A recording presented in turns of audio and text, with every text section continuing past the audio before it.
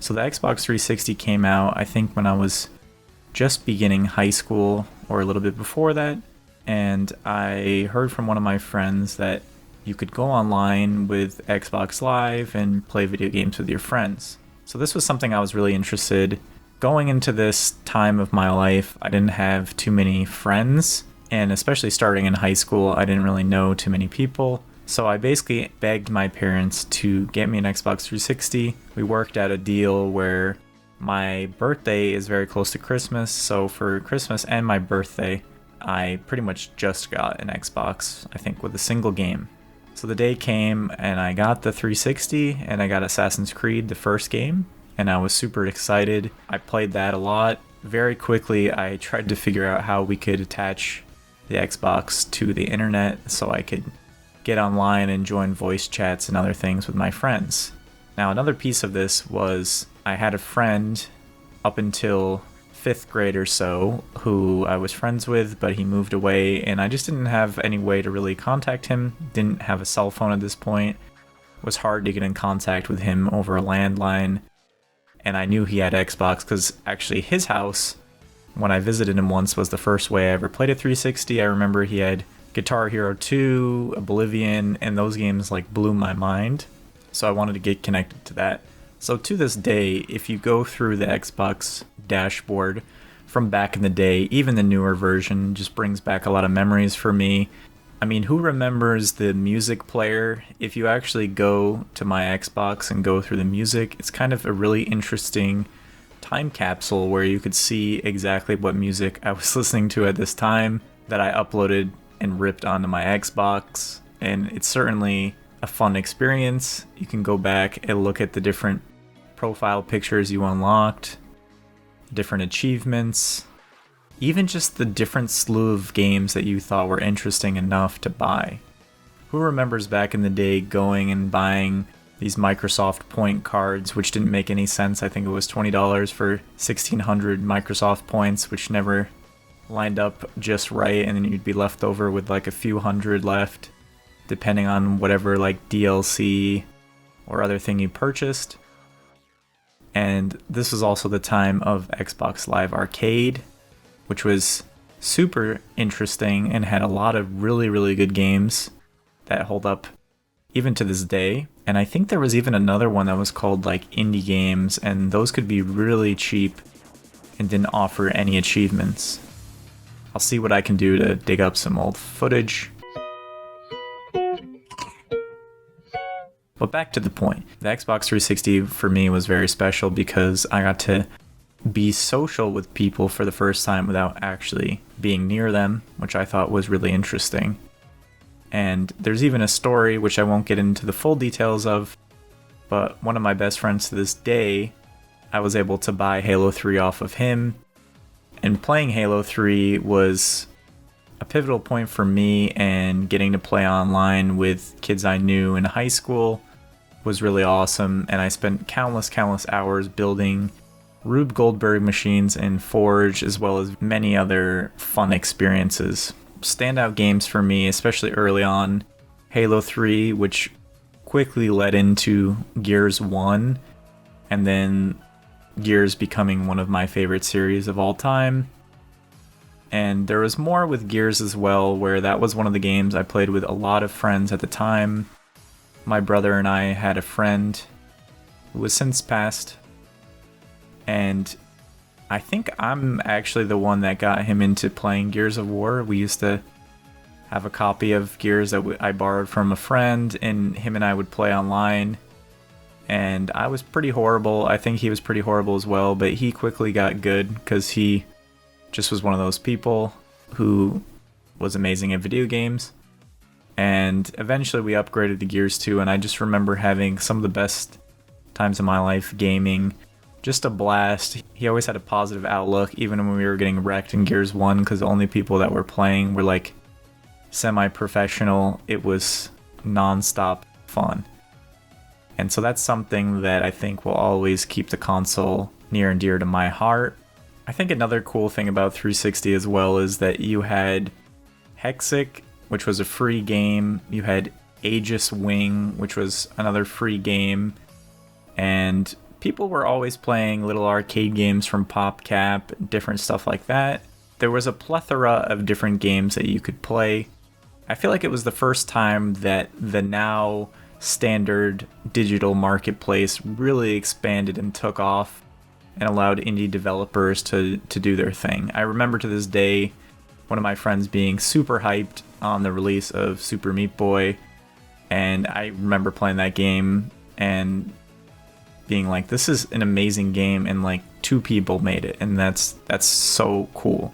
It was also fun too. At this time, there were a lot of pack-in games with the 360. I think the one that I had was Ultimate Alliance split with Forza Motorsports 2. I think there's like 5 or 6 different other ones. I think Lego Indiana Jones was on there for a while. Some were packed with like Gears later on. And just playing those games to death at the time because I didn't have money. I was just a kid. Playing everything I could possibly do. I remember I was like simulating races by paying drivers in Forza to like grind out better and better cars. Ultimate Alliance I had on the PS2, but I played it again on the 360 just because it had couch co-op as well, which I played with my brother and probably some other friends. Just good times all around.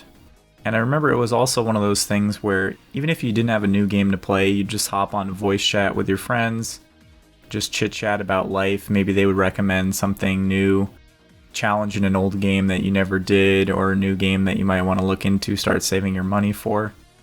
These times just are sadly not around anymore. There was also a really cool game for a period of time on Xbox Live Arcade, which was 1 vs. 100, which I think was a game show at the time, but what they did with the arcade game was that it was like a live event. You could download the game for free, and at like, let's say it was like 8 p.m. EST, I think maybe like once a week or something, you get into this live game and everybody would be playing at the same time. There were like trivia questions, and I believe it was like if you were the 1 out of 100, you got like some amount of Microsoft points or something, and I remember always trying to get to it, and I never really quite got there, but it was super interesting. There were these free Doritos games, like there was some kind of competition between Doritos where they picked like a bunch of indie devs who made their own game, and like the top 2 winners became real games for free, which I think you can still get to this day. I know they're on my hard drive. They weren't amazing, but they were pretty cool. Back in the day, I remember for like $19.99, I bought Sonic the Hedgehog, the 360 game, which is now notoriously known as Sonic 06. And I remember being like, I like Sonic, like 2D games, I'm going to give this one a shot. I don't think I realized at the time like how bad it really was, but I remember it was really frustrating, and every time you lost, you'd have to like go through a loading screen, then go through another loading screen to load it back up, and then another loading screen. And I remember being able to, I think I beat Sonic's story and Silver's story potentially, but I didn't get super duper far, but I played that quite a bit. Some of my favorite RPGs are on the console. You can see there we got Lost Odyssey, Blue Dragon, just so many plethora of games, which I think is also speaks to why I enjoy the console so much. It's such a diverse library. You got RPGs, you got action games, you got sports games, you got puzzle games, you got all the arcade games, anything you could want and more. And even to this day, as I build up the collection more, I'm still finding tons of games that I never even knew existed, and a lot of them are very good and underrated.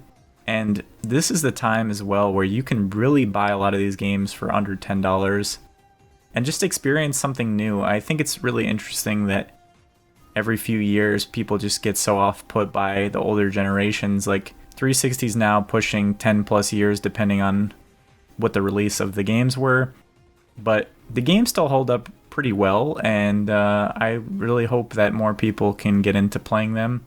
I think this generation also really opened my mind to these super immersive storytelling games like Oblivion and Fallout 3. I remember playing Oblivion at my friend's house and just thinking that it was the most expansive thing I've ever seen. And then I didn't know anything about Fallout 3. I saw a trailer for it, and my friend just said, oh, it's like Oblivion, but with guns. And that game to this day is one of my favorite experiences as well. I played so much of that game, really dove into it, got immersed in the environment and the story, and will always hold a place in my heart. So many interesting multiplayer experiences with the vast diversity, or not diversity, of multiplayer shooters. Played a lot of BioShock 2 multiplayer, which I think was a bit underrated. Red Faction Guerrilla had an amazing multiplayer as well. Just so many fun experiences with friends that I don't think I could ever make happen again, no matter how hard I try. And filled with very fond memories with a lot of people I either don't talk to anymore or I'm not able to talk to. And yeah, I get very nostalgic and very emotional when I think about what this console was for me. And I hope that people in the future can look back on this console as a really amazing generation. And hopefully, like I said, people are willing to give these games a shot and keep their legacy moving forward. There's a lot of really interesting things here. So with that, I would like to hear all of your memories and opinions on the Xbox 360. Let's open it up and share with each other. I think maybe there's some people out there who had similar experiences to me. And just thinking back, like I said, even on the Xbox Live Arcade, it was certainly a different time. I remember too, you could go on the dashboard and watch like free shows and stuff. Major Nelson had like an Xbox update video every certain amount of time. I used to like religiously watch that. There was another two guys, I don't remember their name. They had their own show. They had episodes of The Guild, which has Felicia Day, kind of like a WoW live action show, which got super popular, and I think it actually started on Xbox, or at least it was streamed there. And this is kind of like pre-Netflix streaming getting super popular, so that's kind of interesting to think about now. I'm surprised Microsoft hasn't really gotten into any streaming stuff, or maybe they just own one of the brands that has one, but alas. Let me know your favorite old Xbox things, and until the next video, guys, peace out.